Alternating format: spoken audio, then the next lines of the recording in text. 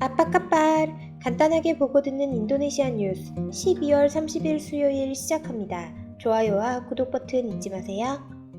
12월 29일 기준 인도네시아 코로나19 현황입니다. 전날에 비해 신규 확진자 수는 7,903명이 추가된 72만 7,122명, 사망자 수는 251명 추가된 21,703명, 회복자 수는 6,805명이 추가된 59만 6,783명입니다. 지역별로는 자카르타에서 2,056명으로 신규 확진자가 2,000명을 넘기며 가장 많은 일일 확진자가 발생하였습니다. 오늘의 환율 소식입니다. 백자은행 오늘 오전 8시 기준 US달러 살 때 14,125루피아, 팔 때 14,155루피아입니다. 루피아 대 하나 정보입니다. 하나은행 오늘 오전 9시 기준 매매 기준율 100루피아에 7.741원으로 측정되었습니다.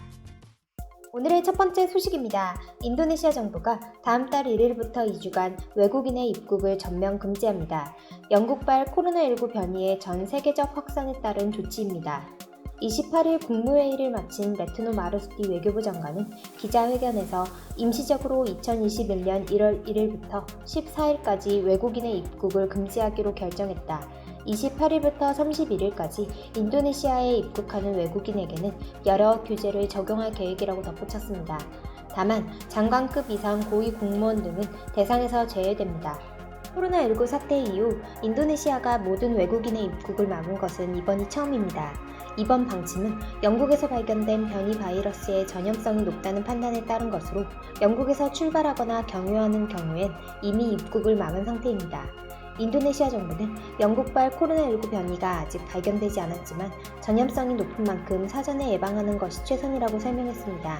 이에 대해 인도네시아 주재 한국 대사관은 1년짜리 장기 체류 비자 및 5년 체류 허가증, 외교관 등 관용 여권 소지자는 예외적으로 입국이 가능한 것으로 확인됐다라고 말했습니다. 소식입니다. 인도네시아가 화이자, 아스트라제네카 두 제약사와 코로나19 백신 계약 마무리 단계에 들어섰습니다. 인도네시아 보건당국은 29일 화이자 및 아스트라제네카와 백신 5천만 회분을 확보하기 위한 협상을 마무리하고 있다고 밝혔습니다. 당국은 아스트라제네카와의 계약이 이달 내 마무리되며 화이자 계약은 1월 첫째 주에 체결될 예정이라고 말했습니다. 또 코로나19에 대응하는 일선 보건 종사자들이 우선적으로 백신 접종을 받게 된다고 덧붙였습니다. 인도네시아는 중국 시노백 백신 1억 2,500만 회분, 노바백스 5천만 회분, 코백스 퍼실리티 5,400만 회분 등 총 백신 3억 2,900만 회분을 확보했습니다. 아스트라제네카 백신은 내년 2분기, 화이자 백신은 3분기에 인도네시아에 도착할 것으로 보인다고 현지 언론은 전했습니다. 다음 소식입니다. 인도네시아 서칼리만탄주 정부는 최근 저가항공사 라이언에어 그룹 산하 바티게어와 말레이시아의 LCC 대기업 에어아시아의 자카르타 본티아낙 운항을 잠정 중단한다고 밝혔습니다.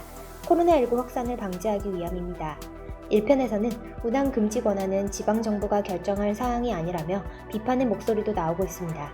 서칼리만탄주의 수타르미지 주지사는 소셜미디어 계정을 통해 바티게어 승객 20명을 대상으로 무작위 코로나19를 검사한 결과 5명이 양성 반응을 보였다. 그들이 제시한 코로나19 서류가 가짜인 셈이다 라고 비판했습니다. 이에 따라 내년 1월 3일까지 자카르타 폰티아낙 운항을 금지하기로 결정했습니다. 또한 에어아시아의 자카르타 폰티아낙 항공 탑승객 중에서도 코로나19 검사 양성 반응을 보인 탑승객이 있는 것으로 확인됐습니다. 이에 따라 내년 1월 6일까지 이 노선의 운항을 일시적으로 금지하기로 결정했습니다. 한편 서칼리만탄주 정부의 결정에 대해 인도네시아 항공사협회의 대논 회장은 탑승객 검사에 대한 책임은 보건부 등이다. 항공사 및 공항 운영회사가 아니다라며 서칼리만탄주의 조치는 타당성이 없고 공정성이 부족하다. 각 지역의 항공교통에 대한 허가는 교통부가 관할하고 있다라고 덧붙였습니다. 다음 소식입니다. 인도네시아 국영공항 운영사 앙카사푸라2는 수카르노하타 국제공항 제1터미널 의료센터에서 일반인을 대상으로 코로나19 진단 테스트를 실시한다고 밝혔습니다. 자회사 앙카사푸라 솔루시의 윤드리아띠 권고이사는 드라이브스루 150명 등 일일 최대 700명을 대상으로 테스트를 실시할 방침이다라며 이전에는 항공티켓 소지자만 코로나19 진단 테스트를 받을 수 있었지만 대상자를 일반인까지 확대하기로 결정했다라고 언급했습니다. 제1터미널 의료센터의 코로나19 검사 서비스는 24시간, 드라이브스루 서비스는 오전 8시에서 오후 8시까지 운영합니다. 다음 소식입니다. 인도네시아 국영광업 지주회사 마이닝 인더스트리 인도네시아가 아랍에미리트 연합의 알루미늄 생산기업 에미레이트 글로벌 알루미늄과 8억 달러 규모의 사업 계약을 체결했습니다. 양사는 올해 1월 조코 위도도 대통령이 아랍에미리트를 방문했을 당시 사업 계약을 추진하는 방향으로 협의를 나눴습니다. 아부다비에 있는 인도네시아 대사관에 따르면 이번 계약은 에미레이트 글로벌 알루미늄의 기술 사용권 및 마이닝 인더스트리 인도네시아로 직원을 파견하는 등의 내용이 담겨 있습니다. 기술 사용권은 마이닝 인더스트리 인도네시아가 북수마트라 바투바라에 있는 알루미늄 재련로 개보수를 위함입니다. 이 밖에 에미레이트 글로벌 알루미늄과의 제휴를 통해 서욱 칼리만탄주 맨파와에서 알루미나 정제 사업도 추진할 계획입니다. 인도네시아의 후신 바게스 주 아랍에미리트 대사는 코로나19 바이러스가 유행하고 있음에도 아랍에미리트 기업의 인도네시아에 대한 관심도는 매우 높다. 올해 개최된 양자 비즈니스 행사에 7개의 아랍에미리트 기업이 참가했다라고 언급했습니다. 다음 소식입니다. 코로나19 확산에도 인도네시아인의 이동량은 줄어들지 않았음을 미국 IT 대기업 구글과 애플이 각각 실시한 조사에서 나타났습니다. 이 조사는 구글이 인도네시아 전국에서 애플이 자카르타를 대상으로 이달 초에 실시했습니다. 구글은 휴대전화의 위치 정보 기록을 바탕으로 전국 불특정 다수의 행동 정보를 기반으로 조사했습니다. 코로나19 감염이 확산되기 이전인 1월 3일에서 2월 6일 5개 주의 평균치를 기준으로 삼아 비교조사했습니다. 장소별로는 식료품, 약국의 인파가 기준치인 3%를 웃돌았습니다.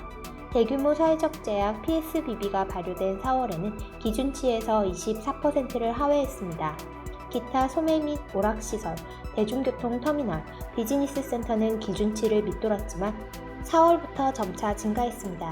자카르타 지역을 대상으로 실시한 애플의 조사에서도 외출한 사람의 수는 4월에는 낮았지만 7월부터 12월까지 회복되었으며 12월 초 시점에는 코로나19 이전인 1월 13일에 비해 산책이 54%, 드라이브도 21% 각각 증가하였습니다. 12월 30일 인도네시아 소식 여기서 마치겠습니다. 올 한 해 고생 많으셨습니다.